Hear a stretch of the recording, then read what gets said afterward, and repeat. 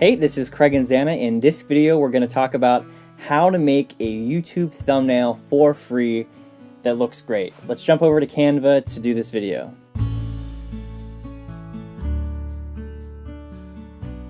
So we're over here in canva.com. It's a free design site that you could compare to Photoshop. There's also some other ones online, but this is absolutely my favorite one. It works so well. Photoshop is a great resource. I use it a lot, but I figured out that when I'm doing things that are really repetitive, like thumbnails, and I do these things, these kind of little promotional things with that I use quotes from my videos to kind of spread the message of those videos. You can see each of these have the same exact layout, right? It has the little blue bar over here with my YouTube channel and my Twitter name, which is the same for every social media. It's my Instagram and all that too. Then it has a little quote over here, which is all the same font. Some of them are laid out a little bit differently with this little box around it, and then a black and white image with a blue mask over it over here on the left side. And it's literally the same for every single one of these. I changed the text a little bit. I try some things, but for the most part, you know, same thing over and over again. How I do that is in Canva, I have one template that I use. I just come in here and I can edit this text. I can edit this. I can draw. The really cool thing here is I can use my own images, or I can use images from Canva. Canva has a ton of images, which I'll get into that in a moment. But I can just drop an image here and it automatically formats it the way that the other image was already formatted. And then I have this little mask over here. It's just so easy to use. Let me go back. Let me start from scratch. We're going to talk in this video about how to do a thumbnail, because a lot of you, if you're just getting started with YouTube, that might be something, you know, you realize everyone has these nice thumbnails, but you're not really sure how to go about designing that. So first, you're going to want to sign up for Canva. It's a pretty simple sign up, and actually it'll walk you through quite a bit of how to use it if you follow the tutorial that it kind of pops up with. But once you're done with that, you're going to come over here to create design, and it's going to show you all these different options, which these are great. I use these Twitter post ones all the time. I use Facebook app ones, you know. I even use this for flyers and things like that. But if you scroll down, it's 1, 2, 3, 4, 5, 6 sections down. There's social media and email headers. This right here is the YouTube thumbnail, so that's going to make the perfect 16:9 YouTube thumbnail for you. The cool thing is all of the templates over here. So it'll pop up like this. It'll be a blank page, and over here you see these really cool little thumbnails, right? So look for one that really just pops out to you, because that's exactly what you are looking to do with your thumbnails, is something that's going to pop out to your viewers. And you want to kind of pay attention. Here's a little note that you want to pay attention to. Is it the text that's popping out to you, or is it the image? Like this red image back here, that really pops out. That's cool and all, but unless your image in the background is going to be red, then that thumbnail might not be as bold as you expected it to be. This is cool. If you have an image that is kind of to the right, then this will work out well, but if you don't, then this is going to look really weird. So you kind of got to think about that. For now, you can just pick one and start messing with it, because they do have a ton of images that we can use to get started. And so let's go with, I like this one. Let's say I'm going to be teaching how to use, we'll do a different thing than Facebook just to show you how to change all this. So you just click on it. You can see some of these say free. Some of them have a little $sign. And the $sign ones, it'll come up with this like watermark from Canva. All it is that it costs a couple dollars. It's super affordable, but really I just use the free ones for the most part, unless there's something really specific I'm trying to do. And then you can just enter your credit card information, and it's such a quick and easy little process but you can see just how many free ones they have here. It's a ton. So once we have this thing, we're gonna come over here to elements right below layouts. And once you're on elements, there's all these elements that you can use. There's free photos. So let's go ahead and change the photo back here to, I don't know, let's say we're gonna do a video about how to make travel YouTube videos. This is kind of cool. We'll drag this, and when you drag it over another image, it automatically formats it like that other image. So that's pretty cool. I don't really like that this has most of the empty space is right there. So that's the kind of thing you want to think about when you're placing one of these. That's cool. It's kind of empty though. Again, see, like this, all of the free space is up here, so you're losing kind of the subject matter of the thing. So it might take a while to figure out which image. As you can see here, it has all of these free options here for you, which is great. It's just amazing that they have all of this. That's a cool one. I'm not gonna get too picky with this now. This is really neat. Let's just go with this. There. Oh yeah, that's nice, because the thing's like walking right above it.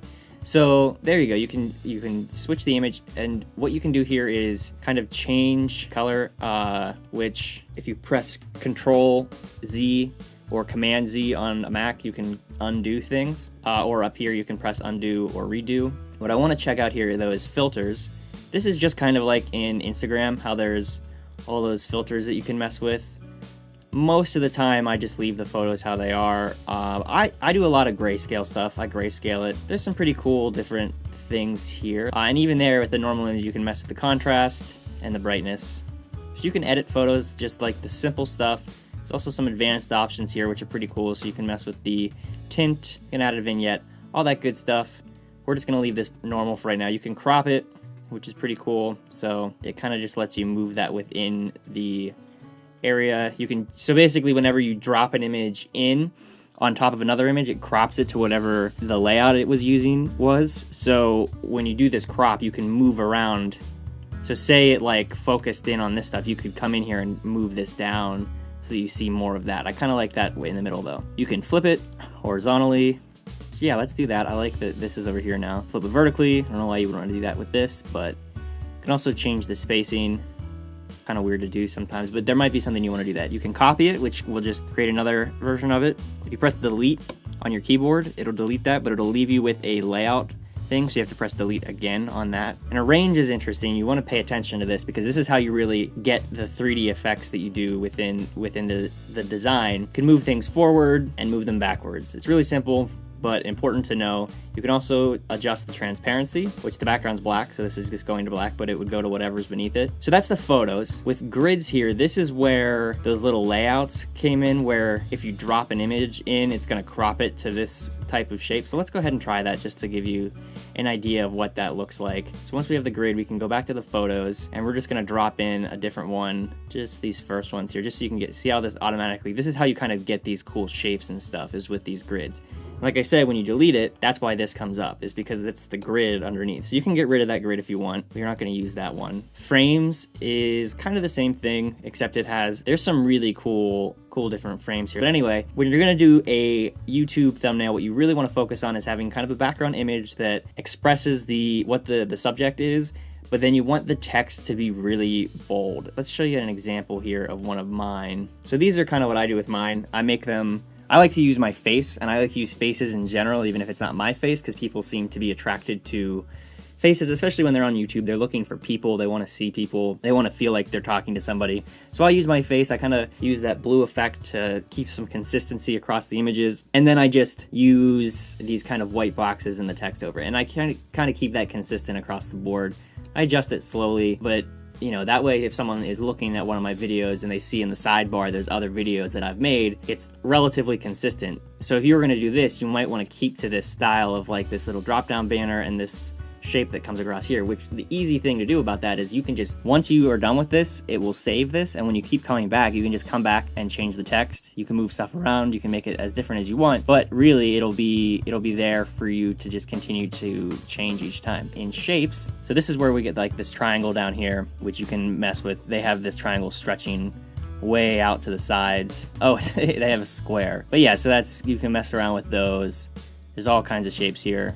Pretty much all for free, I think. I think eventually it could get kind of complicated and some of them end up costing money, maybe? No, I think they're all free. But there's a lot of cool things you can mess with. This is how a lot of people make logos like this. Like I've seen someone use this as their logo. And that's cool. If that's something you still haven't done yet, you can do that here too. Lines, there's all kinds of little cool lines here. Let's throw one of these on here just because this. And down here you can rotate.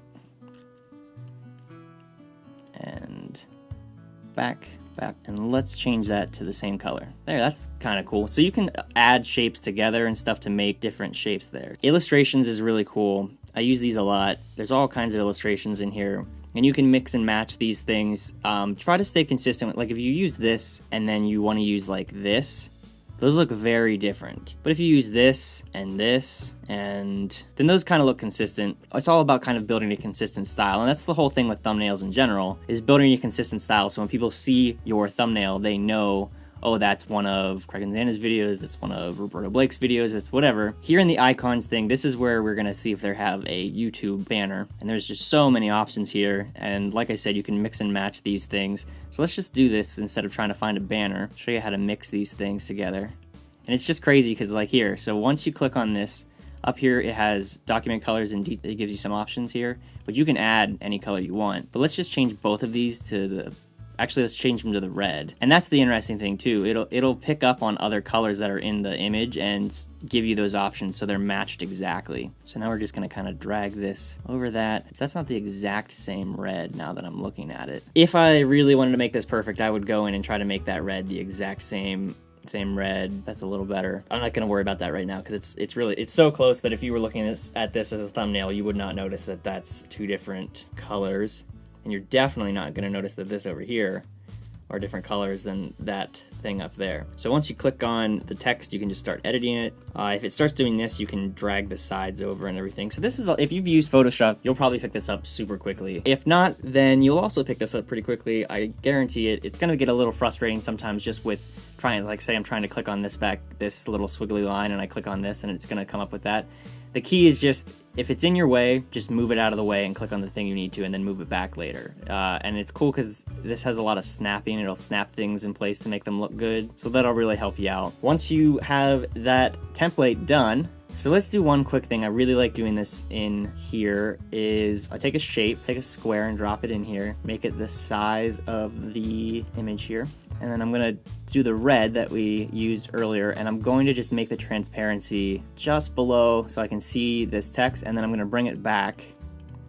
I might make it darker actually, but just to give the whole image like a consistent tone, I make the image in the background kind of colored the same way that this text is, and then the white just really stands out. So what a little trick here you can do is zoom out really far, which there's a zoom in and out button down here. So about 25% is about the size people are going to see your thumbnail on YouTube. Maybe 10% if it's on the side, it's on the bottom bar on the app. But so like there, I can still see YouTube videos 2006, YouTube travel videos 2016. That looks pretty good. So that's a good way, because once you're looking at it up here, it's going to look like one thing, but once you zoom out, that's really what your thumbnail is going to look like to people. Once you're done with it, you can click download, and then it's going to give you some options here: JPEG, PNG. You do not want to do PDF or print unless you're doing a flyer or something, but we'll keep it PNG. Don't worry about the transparent background thing because you don't want to do that for a thumbnail anyway. And then you click download. It's going to give you a cool little quote here. It doesn't take too long because these documents are usually pretty small because it already has it kind of optimized to the size that you need for a YouTube thumbnail. It sometimes comes up like this. You want to click save file. This will be a slightly different on a Windows computer, but more or less the same. It might say save file as, and you're going to click OK, and that's going to go to your download folder. And then once you're at your download folder, let's go to YouTube real quick. In case you're not sure how to upload a thumbnail, and go to your Creator Studio, Video Manager, and click edit by the video there, and then down here it's going to say custom thumbnail. So actually, if you upload a new video, let's show you how to do it that way. So that's where you would click that, and then you would pick the thing that you want to upload. So now this video is going to start uploading, and after a few seconds it'll pop up down here and say custom thumbnail. Find the file you just saved, which usually the text is going to be whatever the first text was on the page. So if it's like a template, it's going to be whatever the template text was, and you can change that, but it's not really important. So you click choose, and it will upload your little thumbnail there. And then once you upload your video, it will have a thumbnail and look super professional. And the big challenge is when you first start out on YouTube, you have to upload a few videos and have a few subscribers before it'll let you upload a custom thumbnail. Just be patient, just pick the best thumbnails until then, and then once you're ready, just go to your Creator Studio like I showed you, go to Video Manager, click Edit, and then you'll be able to upload or change your thumbnails down here. Super easy and free, most importantly.